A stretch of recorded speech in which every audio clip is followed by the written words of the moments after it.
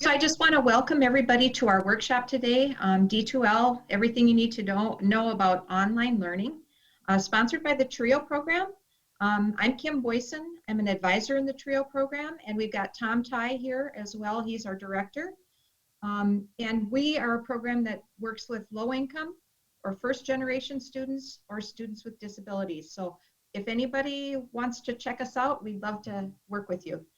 We've got Julie Reginek here today as our facilitator, and she's our kind of resident expert on D2L. She should be able to answer any questions you have.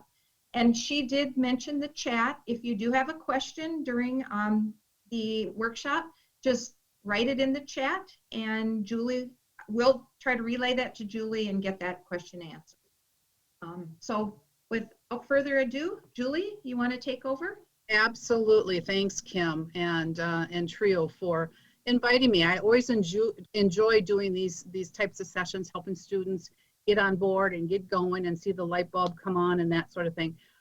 If you do have a question, please post it in the chat and I'll try to answer it. Kim is going to monitor it so that I want to answer the questions as they come up and not wait till the end because, you know, then it's fresh in your mind. The other thing too is feel free to unmute yourself and say, hey, wait a minute, Julie, I have a question about that. So don't hesitate to do that. I'm more than happy to answer the question. To unmute yourself, you can either do it by clicking on your name over there and it says unmute, or at the bottom of the Zoom screen, there's a little microphone icon. Right now it should be red, meaning that it's stopped. If you click on it, it will open up your mic and you can ask the question right there and then. So just so that you know that I'm open to, you know, however we can help you in whatever way. So like Kim said, my name is Julie and my email address and my phone number is in the chat at the very beginning. I have been at the college for 30 years. I know it's been a long journey, but it's been a great journey. I teach the activity director program at about 50% of my time, and the other 50% of my time I am the D2L campus trainer, meaning that I work with students, I work with faculty on how to use D2L. I'm a faculty support person, meaning that last spring semester when everybody had to transition to online learning or alternative format, I was very busy, let's put it that way, helping faculty to try to figure out how am I going to deliver my courses and my content online in this new delivery format, you know, to finish out the semester and to prepare for fall. So I've been working with faculty over the summer as well and helping them get on board. So I wear many hats, but I really enjoy the D2L part of my job of what I do. Now D2L, also known as Desire to Learn, is the company, and we call it D2L for short, obviously. We have been using, meaning Ridgewater College has been using D2L for about, I'd say 16, 17, maybe even close to 18 years. It is a Canadian-based company, and if you are in any Minnesota State colleges and universities, D2L is the learning management system that we use for online learning. So whether you're taking a class at Ridgewater College, whether you're taking a class at St. Cloud State, or Mankato, or Anoka Hennepin, or Normandale, wherever you go, if it's a Minnesota State College, you will be using, they use D2L as their learning management system to deliver online learning. It may look a little bit different, you know, as far as colors and logos and that sort of thing, but the functionality is the same. So a couple of you had mentioned that you were PSEO or you are transferring to another college. If it's a Minnesota State College, it will pretty much look the same. The other nice thing too is if you are taking classes at multiple campuses at the same time, it's what we call a single sign-on, meaning that once you sign into D2L, you will see little tabs at the top of your D2L page for the different colleges in which you are enrolled at for classes, a current enrollment. So just keep that in mind if you see those little tabs. If you're taking not only a class here at Ridgewater this fall, but maybe you're taking something at Mankato or St. Cloud State, you will see that tab and you can flip between the two colleges or the colleges you're taking classes at, which makes it really nice. That's something that's a new feature that has happened in the last year or so with D2L. So for me, I've been teaching online for about 15 years, and probably about 10 years I've been in my D2L training role. So And so it's been a great journey, and I really do enjoy D2L and learning. Every year they come up with new features and things. So I just want to also point out that when you log into your D2L class or your classes in D2L, not all instructors use Desire to Learn or D2L for their classes. If you are in a face-to-face class, you may not even go into D2L. You will see the course shell there, but that instructor has chosen not to use Desire to Learn to, as for their class. Now, obviously, if you're in an online class, D2L will be the management system that they will be using. So just know that the instructors in the face-to-face class are not required to. We strongly encourage them to use D2L at least to, post the syllabus and maybe the grade book and some other information, but they're not required to. So sometimes I have students saying, I can't find my D2L class, or there's nothing in there. Well, that's the instructor that has chosen not to use it. So just wanted to just kind of point that out to you as you start going into your class and exploring a little bit.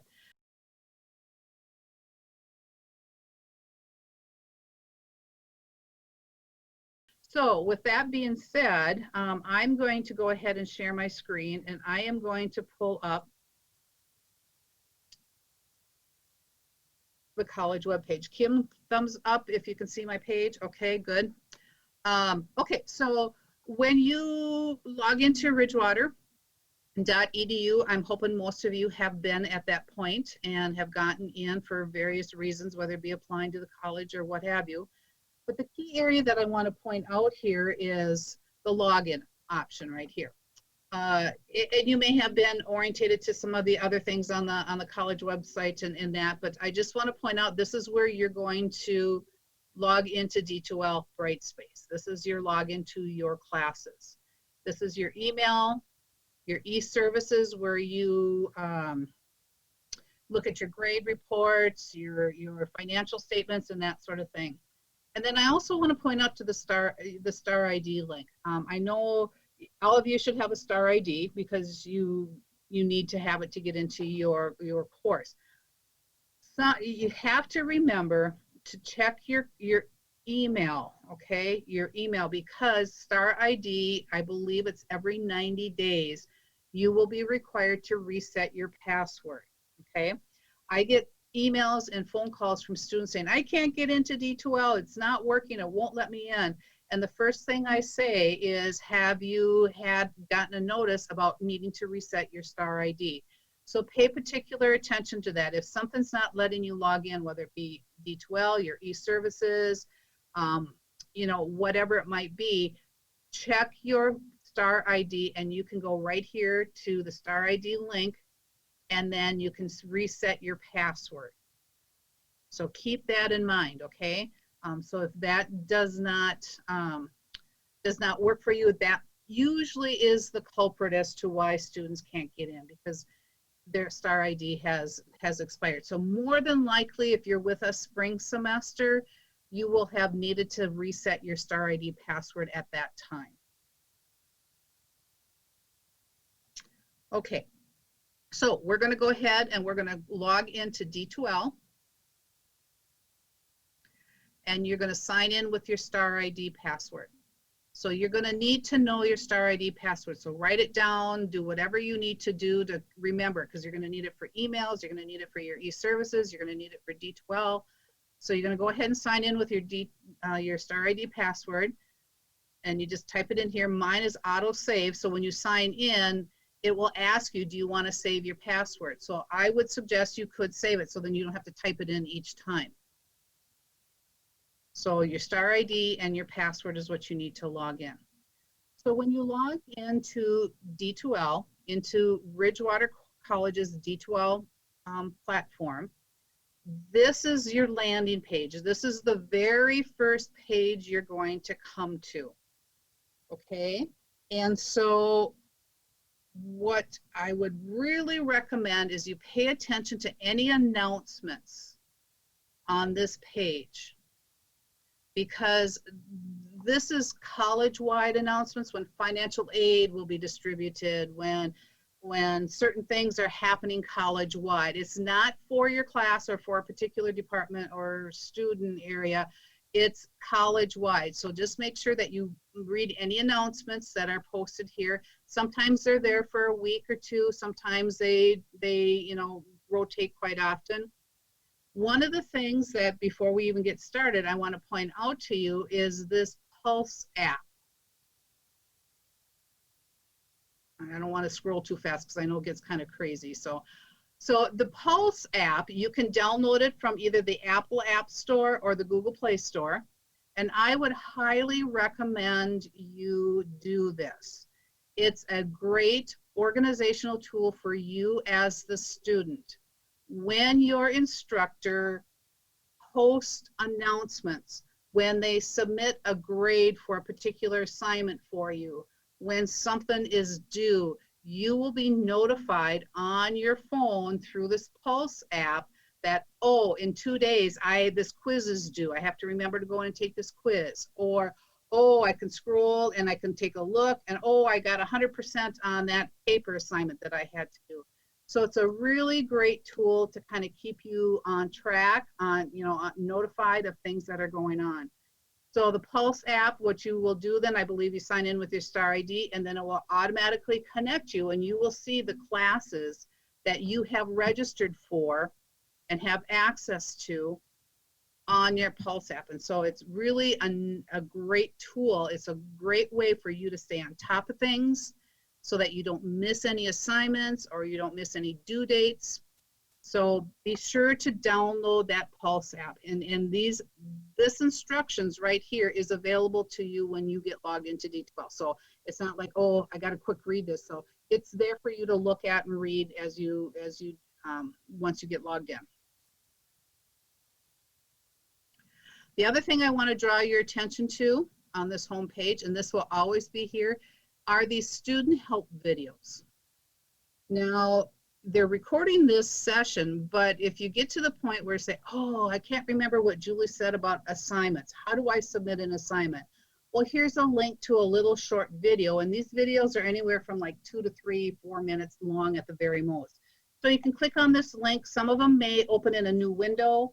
Some of them may open right here on your screen, but this will explain to you how to submit that assignment, how to find your course content, how to post a discussion topic, how to look at your grades, how to take a quiz. So there's lots of great little quick links to resources to help you if you forget how to do something. And of course, if you have other questions too, you don't hesitate to contact me either. The other thing that I want to draw your attention to is this little home button way up here at the top will always bring you back to this home. So wherever you are in whatever class and you want to switch classes, go to a different class to work in, you can click on this home button and it will bring you back to this page. And in this box here under My Courses, this is where your courses are going to be listed for the semester. Now, in my case, I have lots of semesters listed here because I've been here for a long time. But you're going to want to check and find, this was from last spring, and now here's my fall semester classes, and these are the ones that I'm teaching fall semester, all listed right here. And you will have the same thing. It will look the same to you. So you can click on your course that you want to work in. So if I go to this class, let's just say I want to work in this class, I'm doing my assignments, doing whatever. I want to go back to a different class.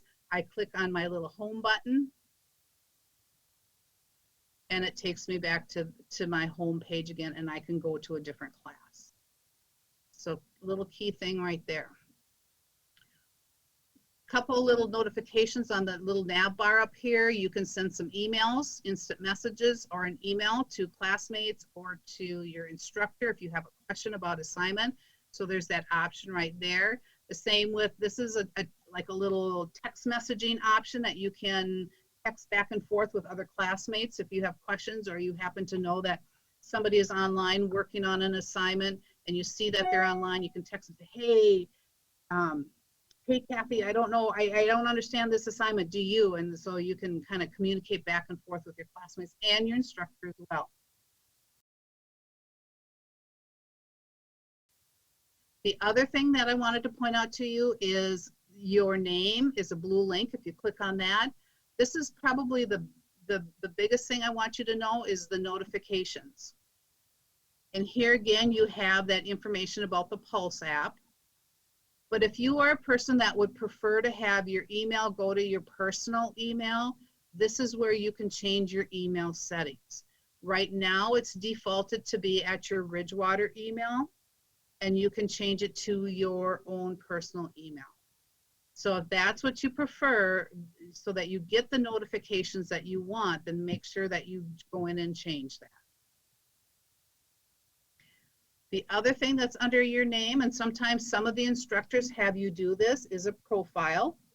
And the profile, basically, you can upload an image, and that makes it kind of nice for your fellow classmates to know who you are, what you look like, what your instructor looks like, or so your instructor knows what you look like.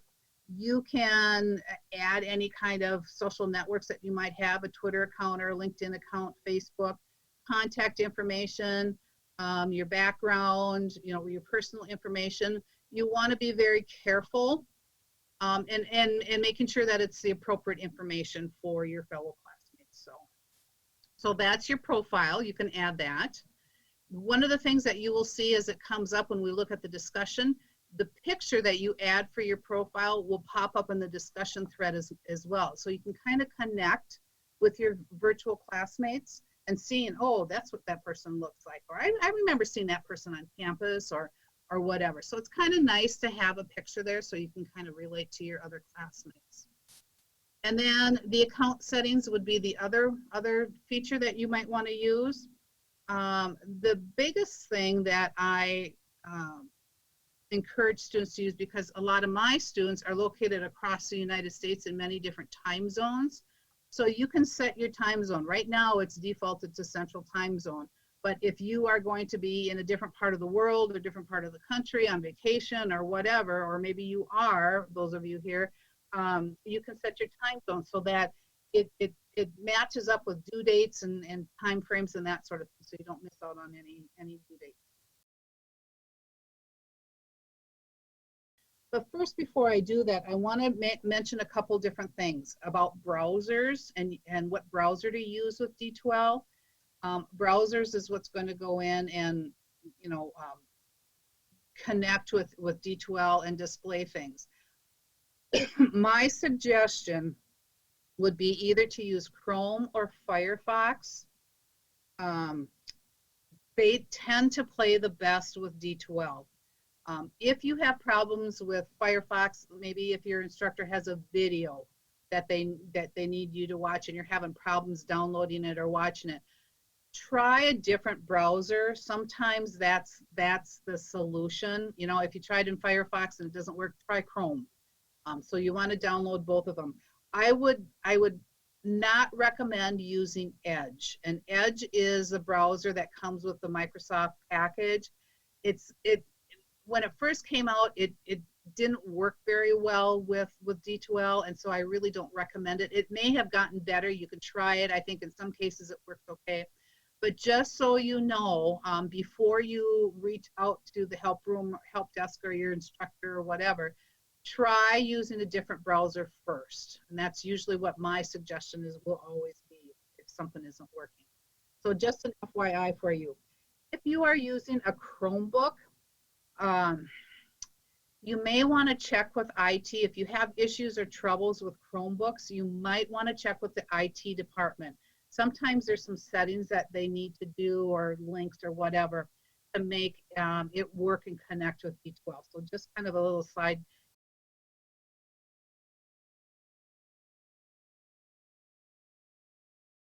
Okay, hearing no questions or comments or anything, I will go ahead and get started. I have a sandbox here that I'm going to use.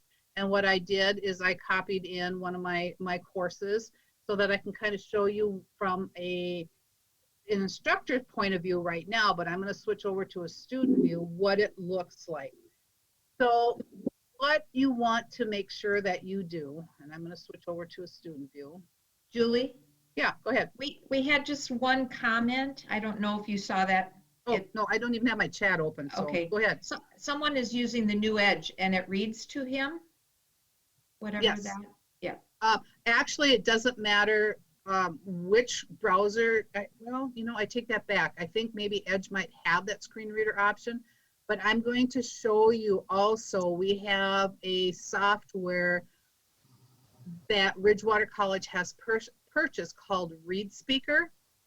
And ReadSpeaker will read your HTML text, and it's also on our website also, so that anybody who has a disability, dyslexia, a learning disability, or visual issues, they have the option of having the text read to them.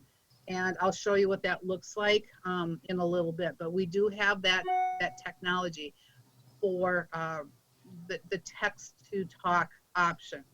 If you are working with either Jay Morrison or Terry Grindy, they are familiar with using ReadSpeaker and they can help you.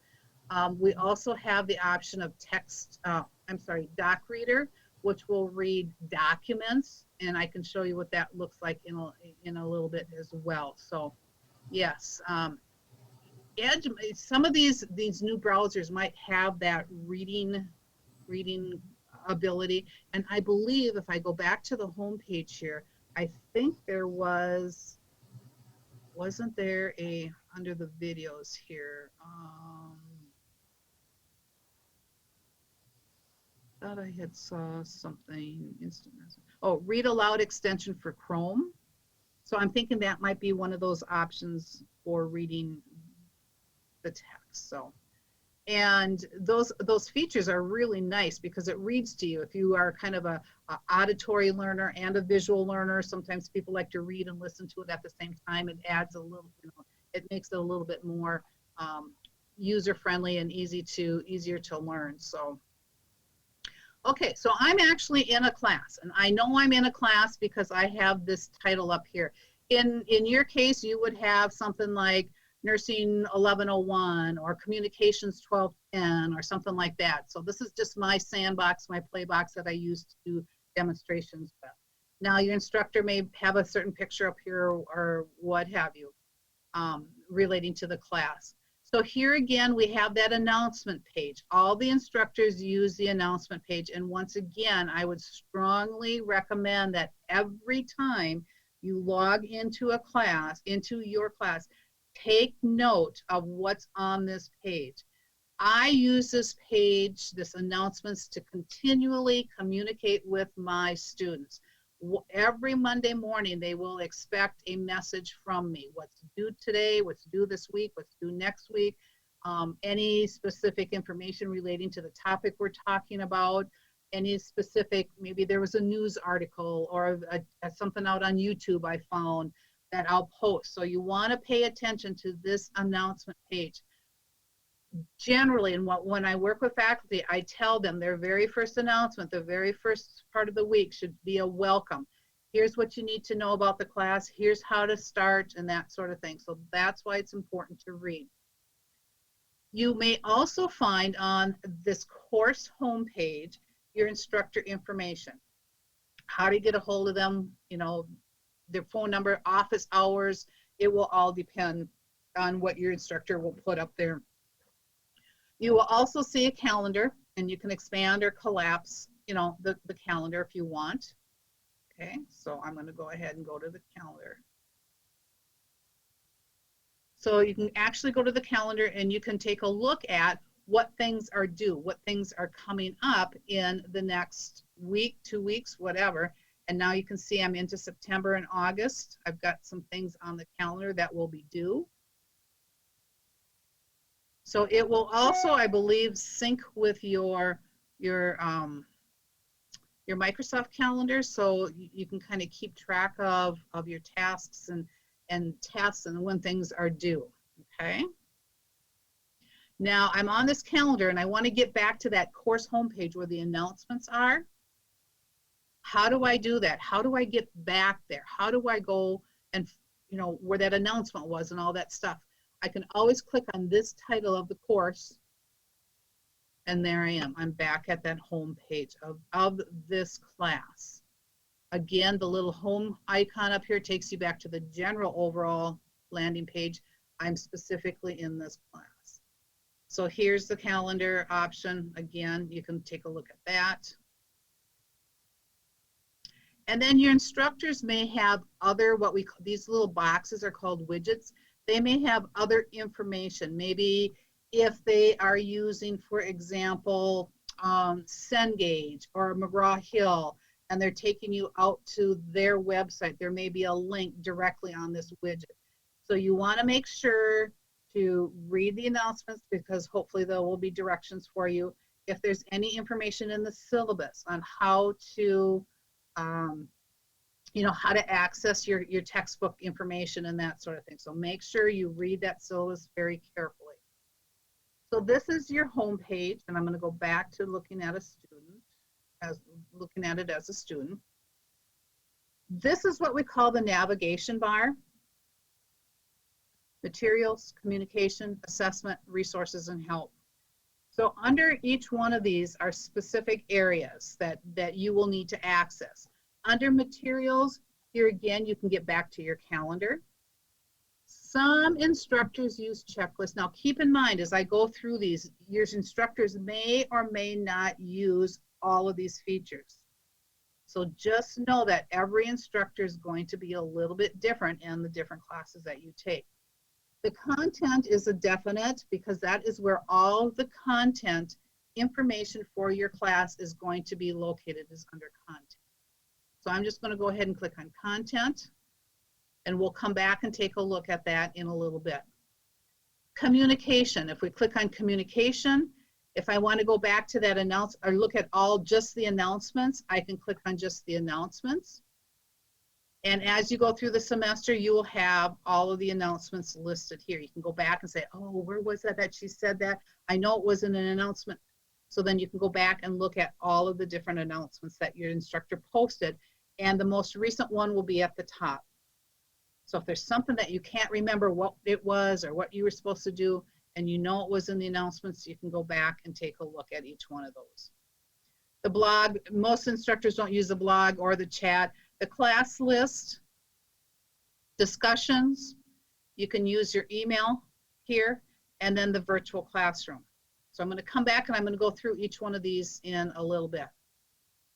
Under the assessment tab, assignments, if you are in a face-to-face classroom or like a clinical setting, sometimes the instructors will use the attendance tool to keep track of your attendance in class, or maybe if you were out on clinicals or something like that. You can take a look at your class progress. You can see how you are doing as far as quizzes, assignments, discussion participation, that sort of thing. The other thing is grades and quizzes and surveys. Your instructors may have you do a survey kind of mid-semester and a semester. So we're going to go back and take a look at various features of this navigation bar. Under resources, and I'll do this one now, is resources to help you. So here's a quick link to the bookstore. If you need to access the bookstore, here's a link to your course schedule. If you have questions or you need help, this is where you can do it, like on the weekends or evenings. This is a D2L help desk. You can submit what we call a ticket, and it will go to the help desk and they will be able to respond to you. Here's some FAQ questions about various things having to do with college. If you have a particular category, I guess there isn't anything in there right now, so a lot of good that does. The library, any kind of links that you might have, special links. Here's information to Office 365. If you need some help with on-campus tutoring, this will take you to the on-campus tutoring. And then here's the online tutoring, which is tutor.com. And this is free of charge to you as students, and you can use this. And I believe it's math and it's English, and there's sciences. There's a variety of different tutoring features or functions that you have available. Let's say on Sunday afternoon, you're trying to work on a math problem and you're stuck. this is one place where you can go to get some help. The student handbook, and then the student services. So these are the help resources for you as a student, and this will be in every single class that you are in, this whole listing here. So no matter what class you're in, that's what you will see. So we're going to go back to my homepage, or the course homepage. I'm going to read my announcements, and the instructor says, start here. This is where you go to get your materials or go to get your content. So I'm going to go up to materials, and I'm going to go to content. That will always be where all of your course documents and your course information is going to be located. It's kind of like, the way this is set up, it's kind of like a book. You have a table of contents. And when I, excuse me, click on the table of contents, in the middle part here, I can see then everything that's in this class. It's my whole table of contents listed, okay? And when I go back up to the top, I have, and I encourage faculty to have a chapter or a section called course information or course materials, or it may be, you know, a different title than I use course information. But this is where I put my syllabus, any kind of course information and helpful hints, specific things that I want them to do up front. So in this case, I have a little message to the students about this particular course information module. And so here is where I house all of my course information. Now, you probably are noticing the check marks and the dots. The significance of these check marks and dots means that if there's a check mark, that means I have visited that page. I have been on that page. Yep, I've been there, I printed it out, I know what it is. If there's a dot, that means I have not been there. Okay, I have not looked at that assignment. And so when my students say, well, I don't understand what this assignment is all about, I'll look at their progress, excuse me, and I'll say, well, you haven't visited that page because there's a dot there. And then they'll go in, oh, okay, that makes sense. So this is kind of a little self-check tool for you. And this will be available in all of your content area.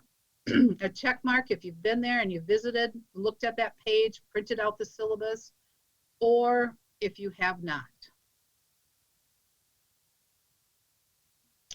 So that's my module called course information. Now in this particular course, I have separated out kind of the main chapters, and I call them modules. I have module 1, module 2, and I have 7 modules total in this class, but you don't see all 7 modules. So here's a little tip for you. If you don't worry about it, because your instructor will release them as you go through the course. Sometimes it's too overwhelming to put everything out there for students and say, oh my gosh, look at all this stuff. But some instructors will just release a certain amount of content each week or each couple weeks or whatever their schedule is like. So just be aware that, this is all that's in this class. No, it's not. I have 7 modules, but I don't let you see them until we get to the week before.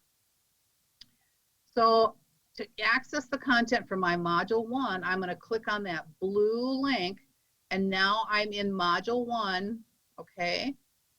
And this is all of the information in module 1. Now you can see that in module 1, I have 6 lessons. So some instructors may call it chapters instead of a module. Some instructors may call it lessons. I use the word lessons. Some instructors may call it weeks, week 1, week 2, week 3, and they might date it.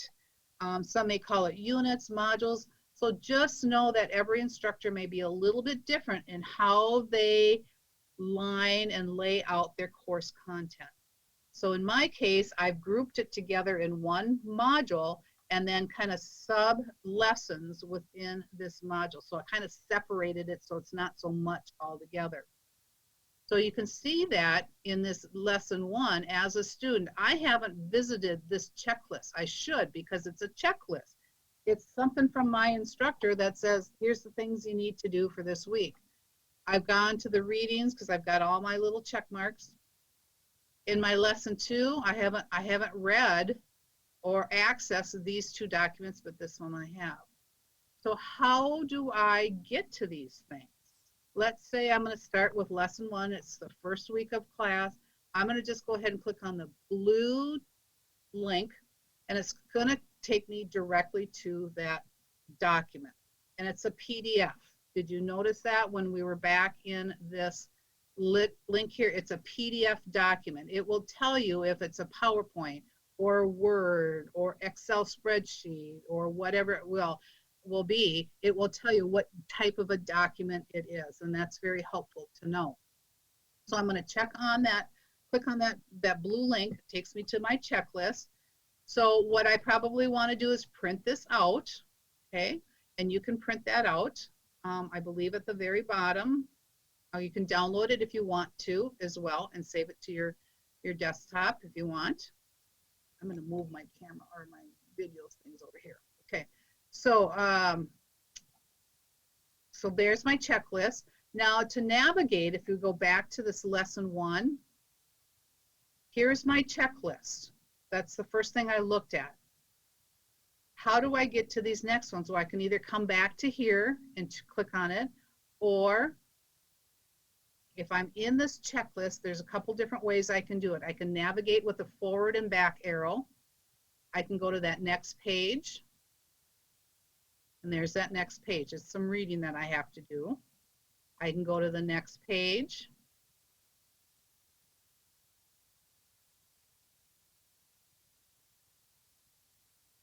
Okay. Oh no, what was that on that first page, that checklist? How do I get back to that? Well, I can either do the back button a couple times, or I can go back to my little breadcrumb trail up here, go back to my lesson 1, or I can do the little pull-out tab, and here's my lesson 1 chapters basically within my module 1. So I can go back to my checklist right there. So I'm kind of navigating in between that module 1 with all the different lessons. So that's one way to find, get back and forth and move around within that lesson or that content or that module or whatever, however it's set up. So now you can see that I have visited all 4 of these documents, okay? So I know I've done that. Here's my check mark that, yep, I've been to the lesson 1. I've done what I needed to do. But you have to keep in mind, even if you click on it once just for 2 seconds and you go back out, it will put a check mark there for you. So just be very cautious that if you're just going to take a quick look at it and go back out, it's going to give you that check mark. So just be aware of that. Okay, so I've completed everything in my content for lesson 1. I'm going to move on to lesson 2. So I can click on my lesson 2 over here on my table of contents.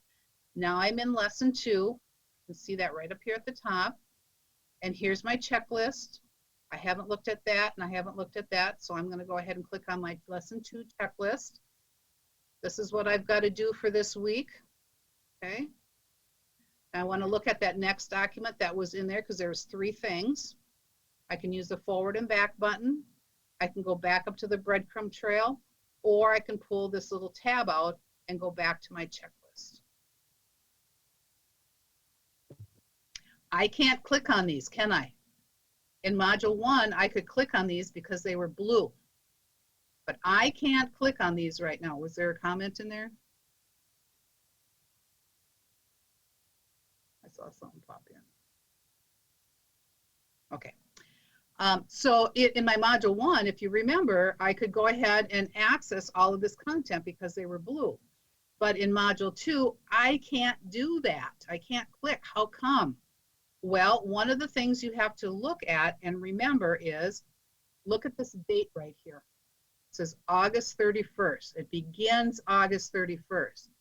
So I, as a student, cannot access this content until August 31st, and then it will be available for you.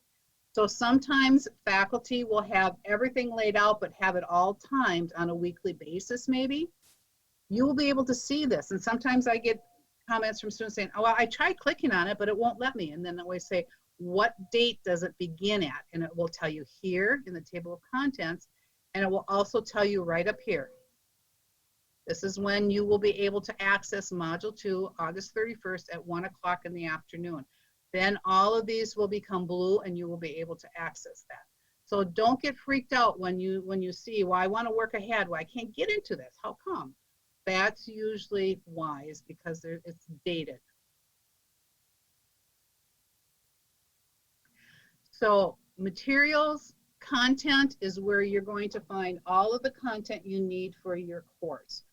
And within the content, you will have documents, you will have readings.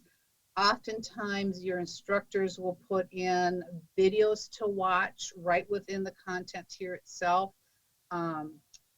So readings, articles, pictures. So this is where you're going to find your course information. Also, instructors will have assignments. One of the things that I want to point out to you when we looked at assessments and assignments, I encourage our faculty to change this title to assignment folder submissions. I've had students come up here and click on this and say, well, I can't find the assignment. There's nothing there. I don't know where the directions are. Well, the assignment here is where you're going to submit your assignment to your instructor. It's not where the directions are. The directions for your assignments are going to pretty much be in the content area. So you will need to watch for that and look for that. Like for instance, I always label assignment. Here's what they need to do. So you want to just kind of make note of that. I've had several students that say, well, I went to assignments and I couldn't find it. So just be aware of that. Okay. I'm going to pause for a minute to see if there's any questions or any feedback or anything that you want to ask.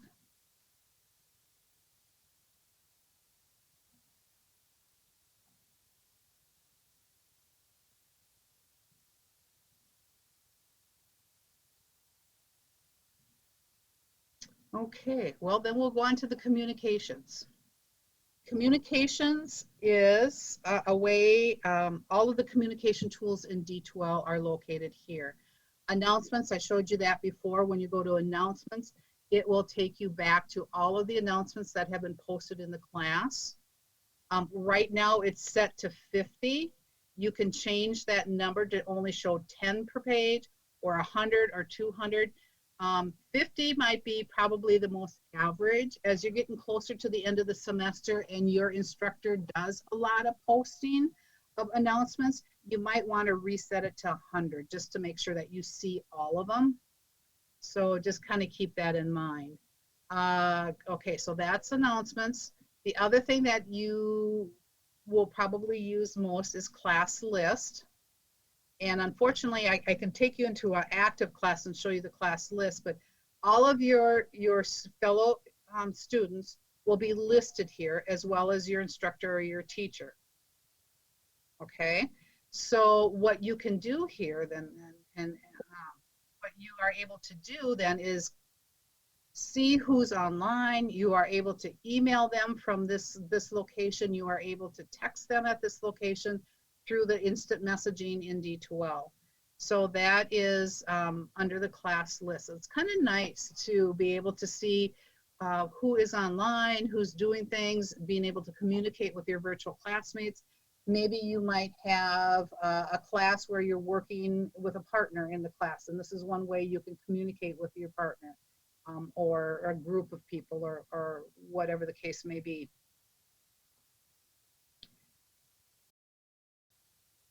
Discussions. Discussions is another form of communication. Many instructors will use the discussion topic or the discussion forum for conversation. And it may be based on a particular case study. It may be based on a reading of a book. It may be based on groups working together in a peer evaluation of a English paper possibly. There's a variety of different ways in which instructors at Ridgewater use the discussion tool. Generally, most instructors will, at the beginning of the semester, will have a discussion room called Introduction of Yourself. It's always fun to get to know who your fellow classmates are. And so this is one way of them doing that. And to get into the discussion, if you notice how I clicked on the actual blue link, anything that's blue in D2L is a link to somewhere else. So one of the things that you might want to pay attention to when you're looking at a discussion topic is any kind of restrictions that your instructor has put on the discussion. For instance, we'll start the semester August 24th, and I want my students to introduce themselves, their name, where they're from, tell us a little bit about where they work. But they have to do it before September 28th at 11:30 p.m. because I locked the discussion room at that time. You can still read the discussions, but you can't contribute. Now, a lot of times there are points. Generally, if it's other than a help room or an introduction, there will be points attached to the discussion. So you want to pay attention to the time frame, and that's why that Pulse app is going to be helpful for you, so that you know when discussions are due. Because once you're locked, once that discussion room is locked, you are out of luck. You cannot post, you cannot do anything, and therefore you may lose the points for that discussion. Sometimes discussions are worth anywhere from 4 to, I've seen 20 and 25 points. That's a lot of points. So you want to really make sure that you plan your time accordingly and good time management so that you can keep track of these things. So make sure that you know and take a look at, if there's a locking date. So to get in to contribute to a discussion, you simply click on the blue link and it will take you into the discussion room just for this class. Each class will have their own set of discussions. So to add my introduction of myself, I'm going to use the start a new thread. And why they call it thread, I don't know. It's kind of a weird thing, because when you start your post or you add your first post and then somebody replies to you, it kind of gets indented, and then it just kind of keeps it all threaded together in one line of conversation until somebody else starts a new thread. It's kind of like a text, I guess you could say, or like on Facebook when people reply to somebody else, it's kind of like a thread. So I'm going to go ahead and start a new thread.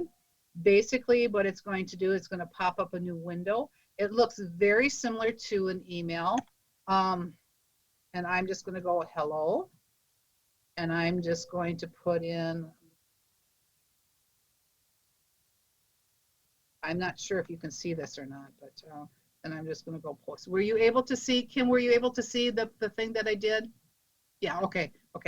So now when I did my start a new thread and I did my post, now you can see I have my hello and who posted it and what time. So when you add yours, you will see the same thing when you need to, add to a discussion. If somebody wants to, if I want to respond to this person, I just click on their subject, and now you will see, can you see this box, Kim? Yeah, okay. Sometimes when you open up a new screen, it doesn't always show up. Now you can see that I put my name in there, and I want to reply to this person. So I can hit a reply, and then I'll type in, and I'll just say, hello. I'm going to post. And now you can see the threaded that this person replied to this person. And so sometimes instructors will have you do your initial post, you start a thread, and sometimes you may have to reply to 2 or 3 or maybe even 4 other instructor or other students in their posts. So just so you know that that's how you do it, you've got to actually open up their response and reply. And I can actually reply to this one if I want. So when your instructor says you must reply to 2 or 3 students' posts, that's how you would do that. So you start a new thread, And when you start a new thread, you can see that it's a very basic HTML editor. It's just like doing an email. You have your subject line that you put in here. You even have options of doing bold print, bulleting things. You can change the font. You can change the font size. You can add a picture in if you want to add a picture of something that you're doing. You can add a little video clip if you want.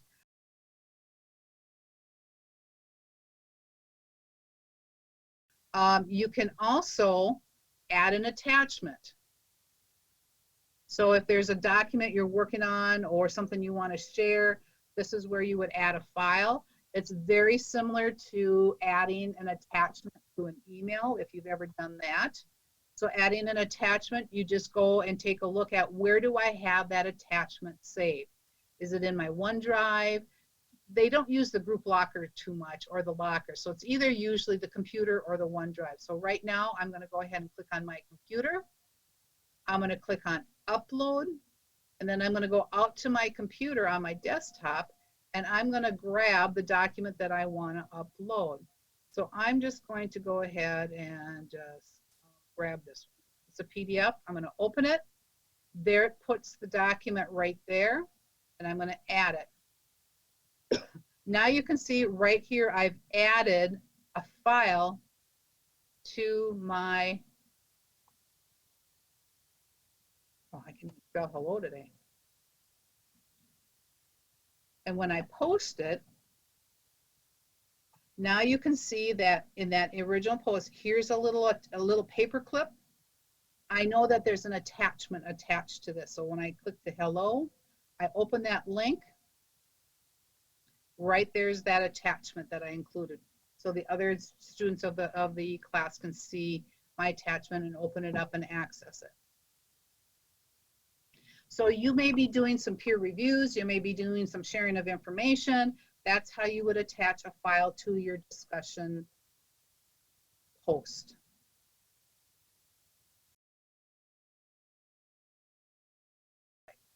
The other thing too that I might want to point out is that most instructors, I encourage them to have a help room or a student cafe or you know, kind of a hangout room or something like that. It's important that if there's a help room, that if you have questions about the class or assignment, that you post it in there, because 9 times out of 10 other students in your class may have the same question. So don't be afraid to post it for people to see and for your instructor to be able to answer back to everybody then. So just know that these are public discussions unless your instructor has set up the discussion room in an anonymous way. There's different settings that we as instructors can use for different situations. But just know that if you post something in the help room, that it is public information, that all public in your class, that just the class members and your instructors will see that.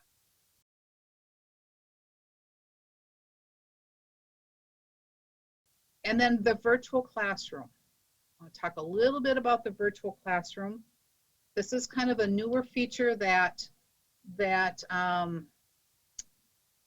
has come up with in the last couple years. Some of our instructors at Ridgewater use the virtual classroom. It's very much like a Zoom, very much like what we're doing right now with Zoom or Skype or anything like that, but it's built right into D2L. So what I did prior to our session today is I set up a meeting. Let's say that the first week of class, I want to have on the 26th, which is a Wednesday at 7 p.m., I want to have a welcome meeting with all of my students. So I posted this, and as a student, I see, okay, this is something that's coming up. I have welcome meeting at 7 p.m. on the 26th, okay? So then all I need to do under actions, I just go ahead and click launch, and boom, there I go. I'm right into the meeting. So sometimes your instructors will use this feature when they're trying to maybe, you know, lecture or talk about a particular point. Maybe there's an area in the class or on a quiz or test that students are having difficulty with. So let's go into the virtual meeting room and let's talk about this. Not all instructors use this option, some do. And then they have the option of recording it as well. Other instructors will use Zoom like we're using today. So either way, there's a couple different ways in which instructors will use the virtual classroom, Zoom or by the virtual classroom here.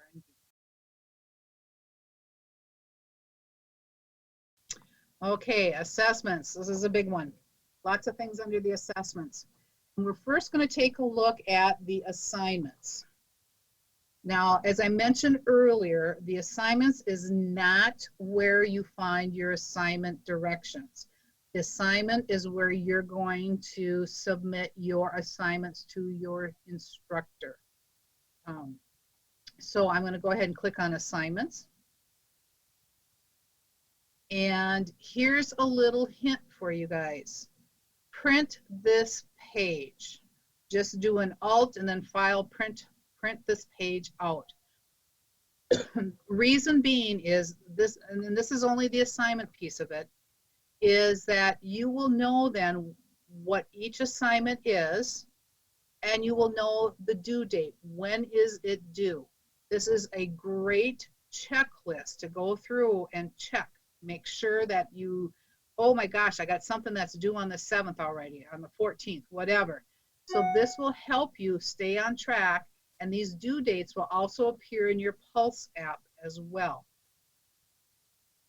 You can see that I have not submitted anything in these folders. So that should tell me right there, okay, I'm missing something. I've got to submit something. Where do I find it? Well, these assignments are back in Module 1. Remember, I showed you my Module 1 under my table of contents. All of my content, my assignment directions are located in content. Once you have submitted it, you will see how many files are in that folder. And I will do a demonstration for you in a few minutes. And then when your instructor has graded your assignment, you will see a points like 20 out of 20, 15 out of 20. If there's feedback, if your instructor has left you feedback about a particular assignment, that will be under the evaluation status. You'll be able to click on this and you'll be able to see what the instructor has told you. And this is very important because if you've gotten a 0 or poor score on a particular assignment, you will definitely want to read the feedback. One of the things that happens quite often, especially at the beginning of the semester, is students will submit either the wrong document or a blank document. And I'm going to show you 3 ways in which you can avoid that issue. Because if you have submitted the wrong document or a blank one, and it's after September 7th at 11:30 p.m., guess what? If it's 11:31 p.m., you can't submit anything else in that folder. It's locked, it's done, too bad. So you want to make sure that you submit the correct and the proper assignment in the right folder. If there's something amiss or something wrong, your instructor will let you know, and hopefully you will have time to resubmit it before that deadline. So that's why it's important to know and keep track of this particular assignment page. The other nice thing too is that on your Pulse app, as soon as you get a score posted, you will be notified on your Pulse app. So that should tell you if you got 0 out of 20 points and look at the feedback, it should tell you that, oh, I need to go back and do something about it. So just don't dismiss that on your Pulse app. It's there for a reason. So that's one way to stay on task, stay on top of things, make sure that things are getting done. But I always encourage my students to print out this page. It's a great checklist. It's a great way to know what all needs to be done, and especially the due dates.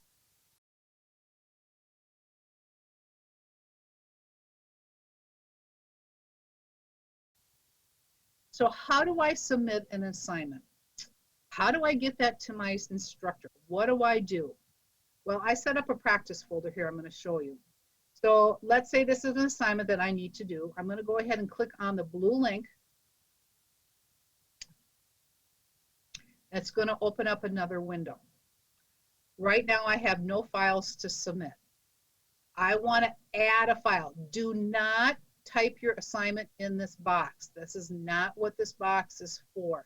This is a comment box. You can give a comment to your instructor saying, hey, Julie, I really love this assignment. It was a great learning experience. Or you can say, oh, this assignment, don't do that. But you give any instructions to your instructor or anything that they want to know about that particular assignment submission that you're making. You don't have to put anything in there. That's totally your choice. So I have an assignment I want to submit to my instructor in the practice folder. I'm going to go ahead and click add a file. And this is very similar to what we did over in the discussions when we added an attachment. I'm going to go ahead, I got something out on my computer. I'm going to upload. I'm going to go out to my computer. I've got things saved on my desktop, or you can go to your OneDrive, or if you've got a jump drive inserted in your computer, you can, that will bring that up as well. But I've got a lot of stuff on my desktop, so I'm just going to go ahead and grab the same document as before. I'm going to go ahead and click open. It puts it right there. I say, oh shoot, no, that's the wrong one. I can do one of three things here. I can look at it, open it up, look at it, it opens it up in another window, say, yep, that's the one I want. Or no, that's not the one I want, and I can get rid of it by Xing it out. It's gone. That's not the one I wanted. This is the other one I wanted.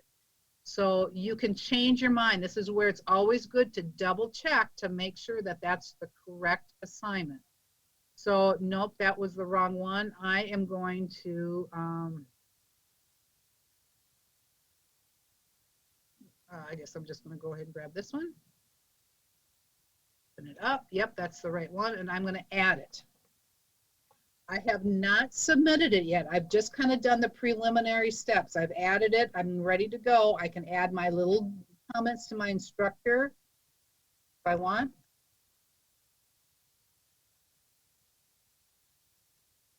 You can say thanks for the help if they needed to help you on that. Now I can also take a look at that document right here. This is your second time. If you forget the first time and you say, oh shoot, I wonder if that was the right one, you can still open it now before you actually submit it. Okay. If it's the wrong one, you can delete it. Yep, it's the right one. And I'm just going to go ahead then and click submit.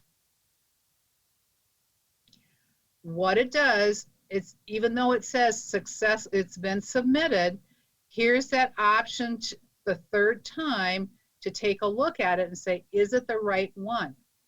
If it's not, you still have time to submit it in the folder because the deadline hasn't occurred yet. So that's another situation. You get this little confirmation email that was sent to you that says a file was submitted. But don't let that deceive you, because it will just basically say you submitted something. It won't say it's the wrong one. It won't say it's a blank document. It just says you've submitted something. So you can kind of keep track of it if you wish. So am I done? Yep, that is the right one. I'm going to go ahead and click done. And as we go back then to that assignment list, you see in my practice folder, I've submitted one submission, one file. Actually, fourth time now. I can go back and take a look. Did I submit the right one? I can open it up and take a look at it. I can open it. I won't do it now. Okay, that's the right one. Or shoot, no, that's the wrong one. I can still go back in for the fourth chance to submit the correct one. So you've got several different options to double check your work to make sure it's the correct one or it's not a blank document. So you can see you've submitted there.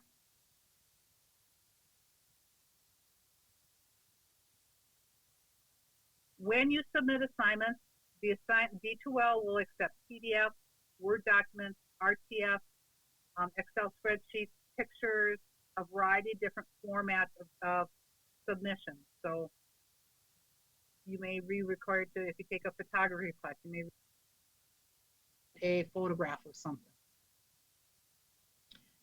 So that's how you would submit an assignment to your instructor.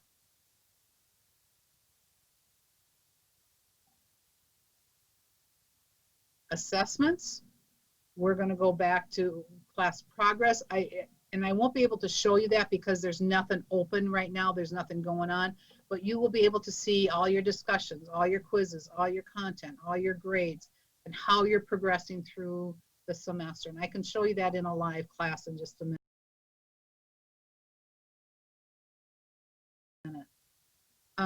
The next one you want to take a look at, of course, you always want to know your grades, right? Want to know, what am I getting in this class?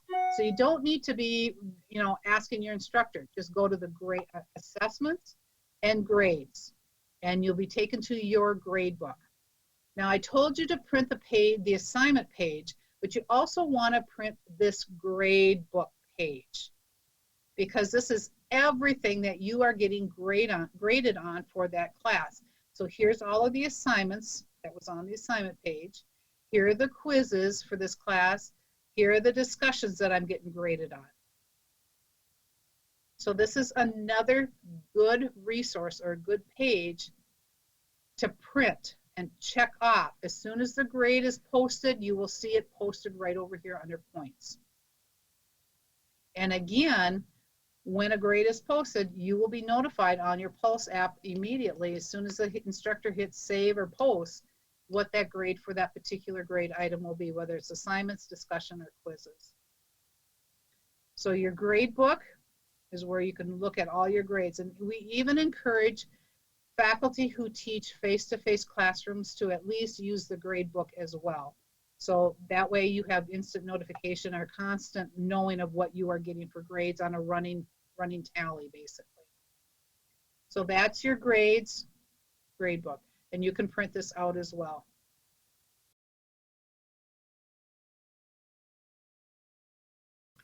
And of course, quizzes. There are quizzes when you come to college, or tests.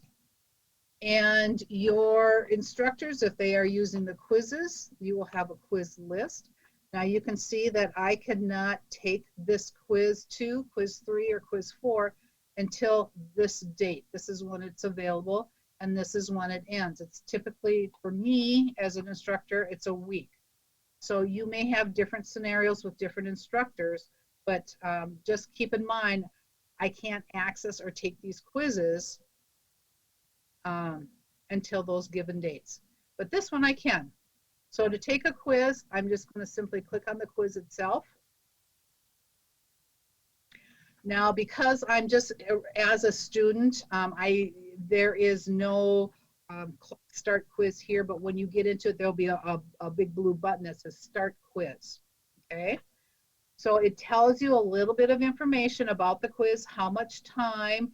In this particular quiz, it's only 1 hour long. I only have one attempt, and if there's any instructions from my instructor on what to think about or what to know about the quiz, it will be posted down here. And you'll have a timer if it is timed.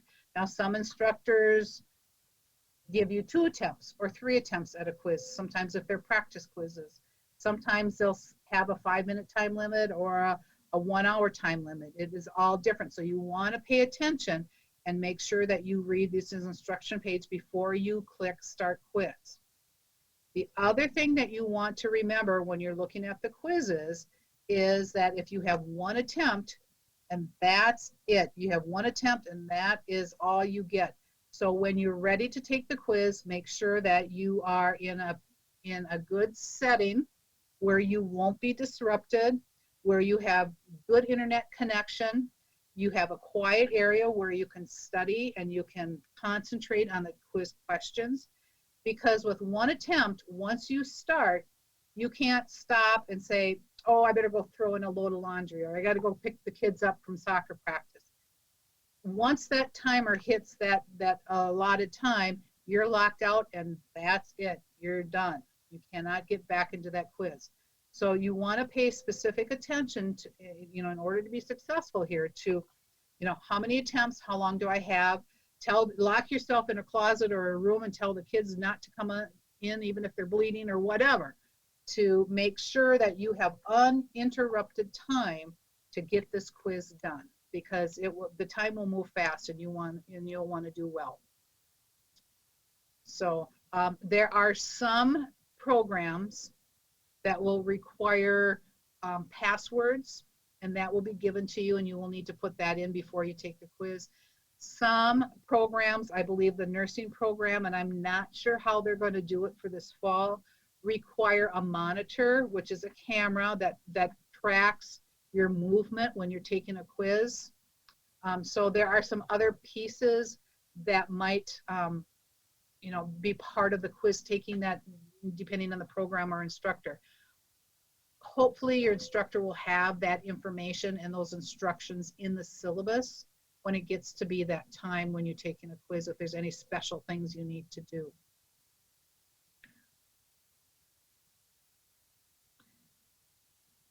Most instructors will have the quizzes set up that when you submit your quiz at the end, you will automatically see what your score is. There are some instructors that will set up, as soon as you hit the quiz, you will see your score, and then you will be able to see which ones you got right or wrong. Or they may do it at a later date. So just know that there's different things that instructors can do for you when taking a quiz.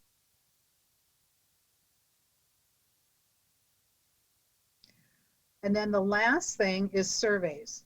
Oftentimes your instructor may have you do a survey excuse me, middle of the semester, and then maybe at the end of the semester, or something along that line.